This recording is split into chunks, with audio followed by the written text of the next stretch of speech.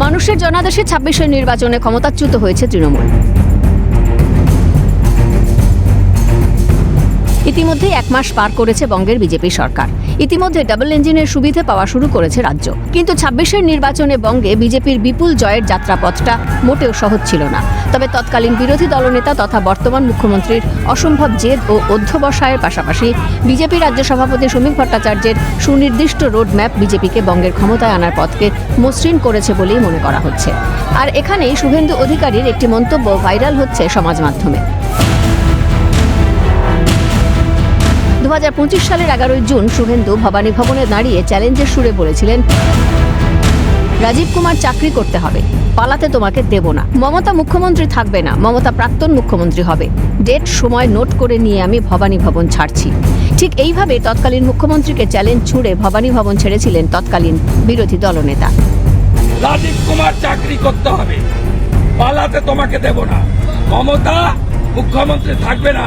এই সময় ২০২৬, আজকে ১১ই জুন, লিখে রাখো, মমতা প্রাক্তন মুখ্যমন্ত্রী হবে, রাজীব কুমারকে থাকতে হবে। আজকের দিন সময় আমি নোট করে নিয়ে ভবানী ভবন ছাড়ছি।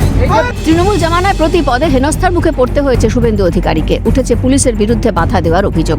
ভুরি ভুরি মিথ্যা কেস দেওয়া হয়েছিল তাঁর বিরুদ্ধে। তবে রাজ্যবাসীর স্বার্থে লড়াই আন্দোলন থেকে সরে আসেননি শুভেন্দু। হাইকোর্ট থেকে রক্ষা কবচ নিয়েই লড়াই চালিয়ে গেছেন তিনি। তৃণমূল সরকার তাঁকে মানসিকভাবে শেষ করার চেষ্টা করলেও দৌড়ে না গিয়ে আক্রমণাত্মক বক্তব্যের মাধ্যমে রাজ্যবাসীর মনে পাকাপাকিভাবে জায়গা করে নিয়েছেন শুভেন্দু। আর সে কারণেই হয়তো ঠিক ১ বছর আগেই সাধারণ মানুষের মন পড়তে পেরেছিলেন তৎকালীন বিরোধী দলনেতা। রাজ্যপাট হারাতেই প্রাক্তন হয়েছেন মমতা বন্দ্যোপাধ্যায়। ভাগ্যের পরিহাসে দলের কর্তৃত্ব হারাতে বসেছেন তিনি। তাঁর আমলে দুর্নীতির এমন সব ভুরি ভুরি অভিযোগ সামনে আসছে, তাতে তৃণমূল ও দুর্নীতি যেন সমর্থক হয়ে দাঁড়িয়েছে। দলের বড় মেজো সেজো সব নেতাকেই চোর স্লোগানের সম্মুখীন হতে হচ্ছে। পরিস্থিতি এমন যে পরিষদীয় সংসদীয় দলেও বিদ্রোহ ঘোষণা হয়েছে। সব মিলিয়ে মমতা যে শুধু প্রাক্তন মুখ্যমন্ত্রী হয়েছেন তাই নয়, দলের থেকেও হয়তো প্রাক্তন হয়ে যাবেন। তবে শুভেন্দু অধিকারীর জেদ, মানুষের জন্য কাজ করার উদ্গ্রীব বাসনার কাছে মমতা যে ১০ গোল খেয়ে বসে আছেন তা বলার অপেক্ষা রাখে না। ক্যালকাটা নিউজ।